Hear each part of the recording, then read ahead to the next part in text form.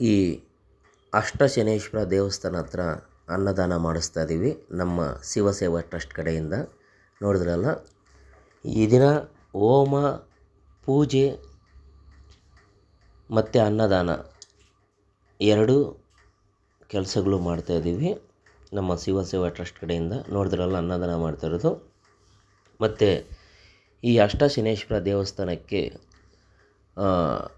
ಒಂದು ಯೂಟ್ಯೂಬರು ಹೊಸೂರಲ್ಲಿರ್ತಾನೆ, ಭರತ್ ಅಂದ್ಬಿಟ್ಟು, ಅವರು ಮತ್ತು ಅವ್ರ ಫ್ರೆಂಡು, ಅವರು ಯೂಟ್ಯೂಬರೇ, ಇಬ್ಬರು ಬಂದವರೇ ನೋಡಿ. ಅವ್ರಿಗೆ ಸನ್ಮಾನ ಮಾಡ್ತಾಯಿದ್ದೀವಿ. ಅಂದರೆ